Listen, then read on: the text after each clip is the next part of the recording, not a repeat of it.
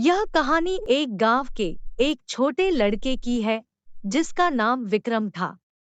विक्रम गरीब परिवार से था और उसके पास खिलौने खरीदने के लिए पैसे नहीं द लेकिन उसका दिल खिलौनों के प्रति बहुत ही प्यार से भरा हुआ था। एक दिन विक्रम अपने दोस्त राजू के घर खेलने गया। वहां पर एक नई खिलौना दिखाई दिया जिसे राजू की दादी ने उसके लिए खरीदा था। वो खिलौना एक बड़ा ही खूबसूरत जादू करने वाला बिजली का टोपी था। जब बटन दबाया जाता तो टोपी से बिजली की तरह चमकती थी और बड़ा आकर्षक दिखता था।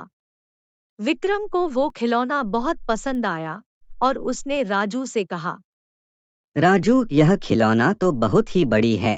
क्या तू मुझे इसे एक दिन के लिए उधार दे सकता है? बिल्कुल विक्रम, तू इसे ले जा, लेकिन ध्यान से रखना, यह बहुत ही नाजुक है। विक्रम खुशी खुशी वो खिलौना ले आया और अपने घर वापस चला गया। हे जादुई बिजली वाला टोपी, मेरे लिए पानी लेकर आ, एक गिलास। ठीक है हजूर। टोपी अपना जादू किया और रूम से एक गिलास का भरा हुआ पानी लेकर आया। लीजिए हजूर।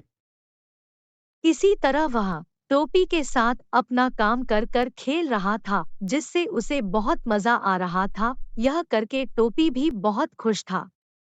एक दिन विक्रम अपने दोस्त राजू के साथ खेल रहा था जब वह देखा कि गांव के एक बड़े बच्चे राहुल खेलते समय अपने खिलौने के साथ दूसरे बच्चों को परेशान कर रहा था।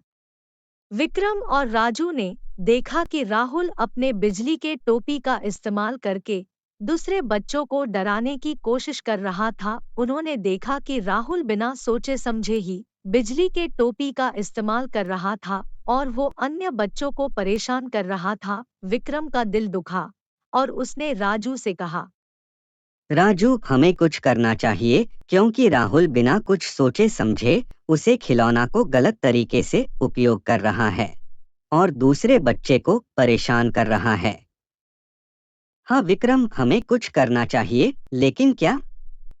विक्रम ने सोचा और उसके मन में एक आदान प्रदान आया। वह बोला, राजू, हम राहुल से मिलकर उसे समझाएंगे कि खिलौने का सही तरीके से इस्तेमाल करना चाहिए। हम उसे यह सिखाएंगे कि बिजली के टोपी का इस्तेमाल सिर्फ खेलने के लिए करना चाहिए और किसी को डराने के लिए नहीं।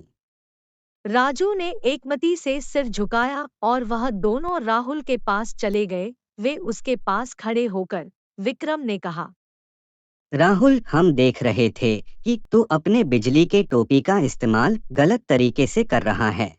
यह खिलौना सिर्फ खेलने के लिए है और हमें यह नहीं करने चाहिए कि तू इसका दुरुपयोग करे।